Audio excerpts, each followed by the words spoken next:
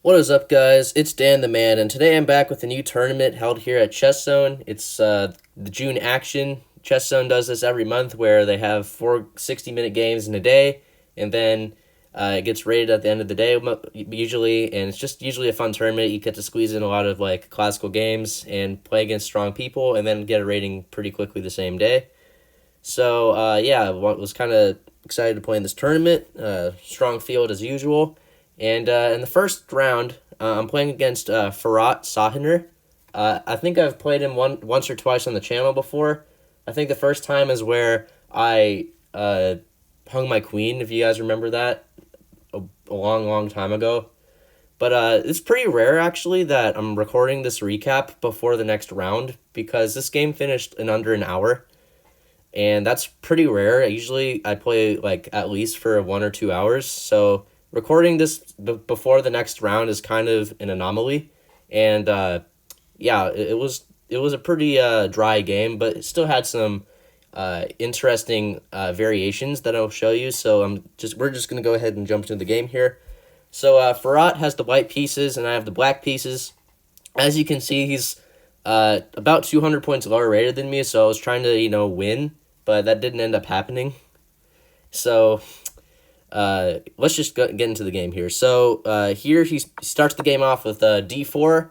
I go with d5, and here I was expecting or hoping for a Queen's Gambit, because you guys know I'm a fan of the Queen's Gambit accepted lines. But he plays the Chigorin with knight c3, which is, I haven't seen it too much, not either online or over the board. It's kind of unconventional because usually in queen's pawn setups you try to push the c-pawn and not block it with the knight. But it's still totally acceptable. It's just a bit more uncommon. So I go with knight f6. And here he plays, I thought this was the London system, but the engine still says it's the Chigorin. This is some sort of London system variation characteristic of playing bishop f4. So, it looked kind of like a London system. And here I decided there's a lot of ways to play this. You can go like c5 is one of the more common moves to try to strike the pawn on d4.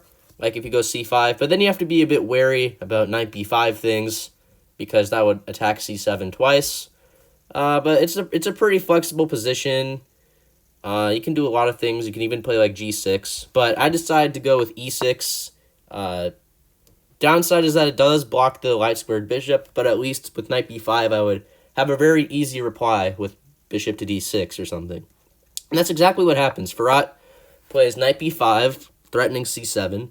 And here I choose to go bishop d6. Apparently knight a6 in these lines is a little better, but as they say, knight in the rim is dim. So I thought this was a little bit better, but I guess not. So bishop d6 here. He takes the bishop, of course. Why not get the bishop pair early? I take back, and here it's kind of a trade-off. He has the bishop pair, but I have like 3 center pawns, and I want to push e5 at some point to get the 2 center pawns next to each other. So it's a bit of an imbalance. So here he goes with e3, very simple, just developing the bishop. I go with knight c6, trying to prepare e5. He goes knight f3 to defend that.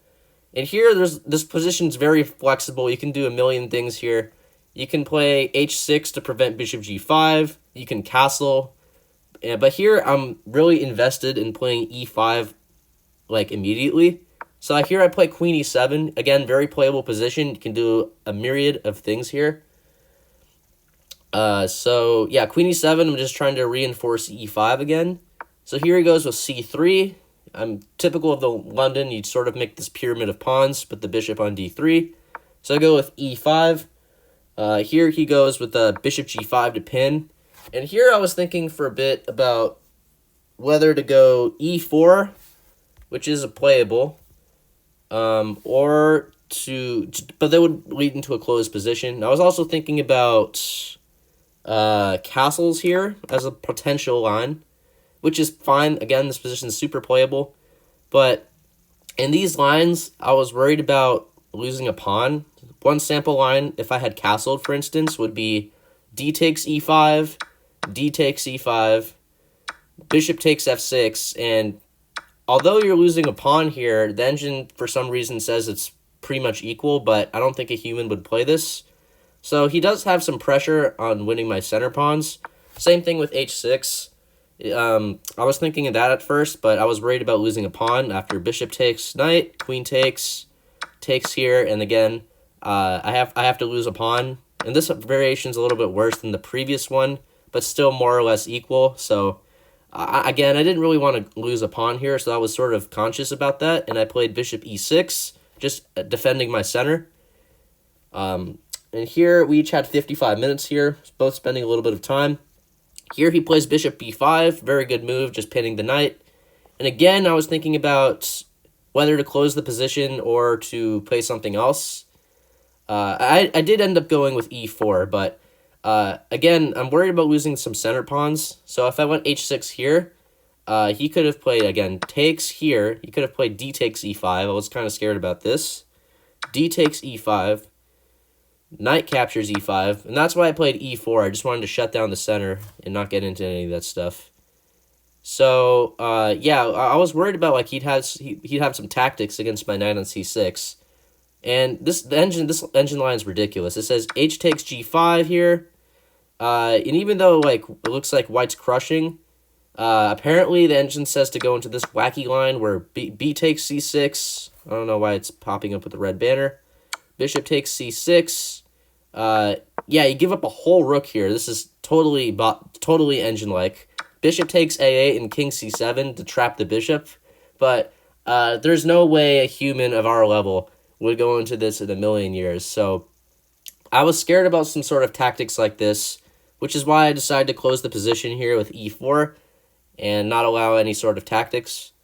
Now, any human, in my opinion, or like in a blitz game or even a classical game, I was probably betting like 99 times out of 10 that he would go knight d2 here.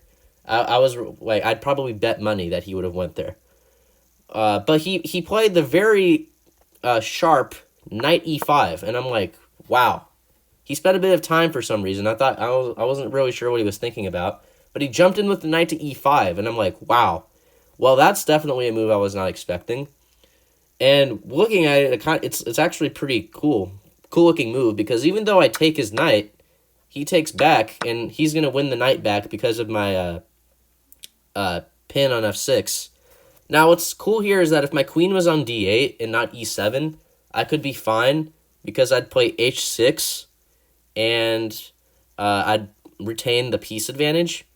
And if e takes f6, I would take the bishop on g5 and still be up a piece. But because the queen's on e7, if I go h6, he goes e takes f6 with tempo on my queen, so that's the difference. So, yeah, that was just a really savvy move, knight e5. Like, totally didn't cross my mind. Like, I was virtually expecting him to go knight d2, like, immediately. Like, because that's frankly what I would do. I wouldn't even consider knight e5. So, props to him for thinking outside the box here. So, d takes e5. Apparently, the top move here is bishop g4, which didn't even cross my mind, if I'm being honest with you. I instead went bishop d7 to try to break the pin on the knight and also attack the pawn on e5. But here, bishop g4. This is a move I was not expecting at all.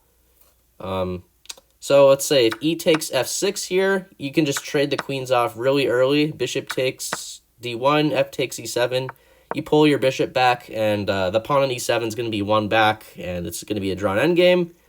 Alternatively, if white decides to trade on f6, I don't know why it keeps popping up this error stuff.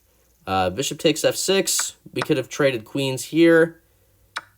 Bishop takes, king takes, rook takes, king e6. This is another possible sideline.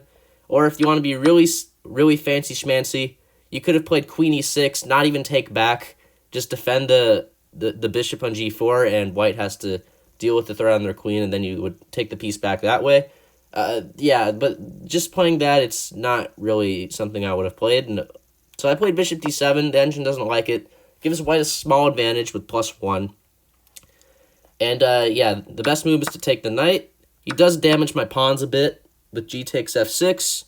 He plays bishop f4, and I could tell he was slightly better because he has the bishop pair, and I have a bit of a weakened pawn structure, but it's still playable for me.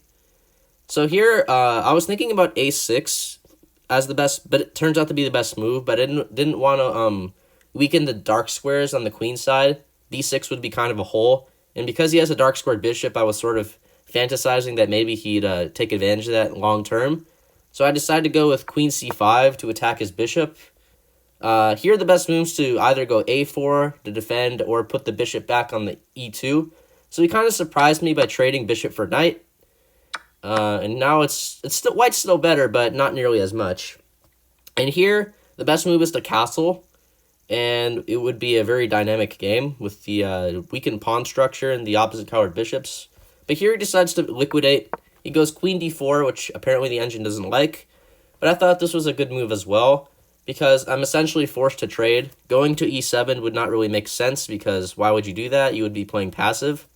So after we trade queens and he takes back, I thought even he'd have an edge in this endgame because of my doubled pawns on the king side. But the engine says this is totally drawn, totally even for both sides. I think that's mainly because of the opposite colored bishops here. But I mean, I still thought he'd try to press for an advantage in the endgame, which is why I thought queen d4 was good. So here I just activate my king. He does the same.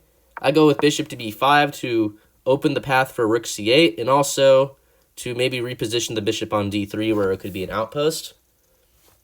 And here he goes rook ac1. I challenge the rook. He goes with h4, probably intending to do some sort of rook lift stuff. And here I decide to go with rook hg8 to pressure his king side. And I was expecting after rook takes c8, I would take with either the rook or the king, and it would be even. But I'd also have some. If I took with the rook here, I would have the open file, and if I took with the king, I'd have pressure on the g pawn. So I would have to have thought about what move to do here. But what surprised me here is that after his move g3, he offered me a draw, and I paused for a little bit because, well, he's 1787 and I'm like 200 points higher rated. But then I think about it some more, and I eventually agree, because this endgame, let's be honest here, is pretty drawn. Like, nothing's going to happen, even if he is a little bit lower rated. Like, he's competent enough to, not make any mistakes. And in fact, because of I was kind of worried about my pawn structure, that he might have pushed for a win long term. So it was kind of surprising that, he decided to end the game essentially here with a draw and not try to play on. So I was a little surprised, but it was fine. We got a draw pretty early, got my head to relax here, which is nice. It was the first game to finish in my section. And look at the accuracy. We basically played really well, each of us. 93.9, 93.1. He had a +1 advantage with after bishop d7, but that was pretty negligible. It kind of faded away, the advantage. But yeah, it was pretty interesting game here, especially knight e5. That just totally shook me in a good way. And yeah, we get a quick draw. A little bit disappointing since he's a little lower rated, but happy that we both played well. And gonna go ahead and post this, and stay tuned for the next games. It's rare I'm posting this before the next game. And yeah, if you like this video, let me know. And don't forget to subscribe, and have a great rest of your day or night. Bye.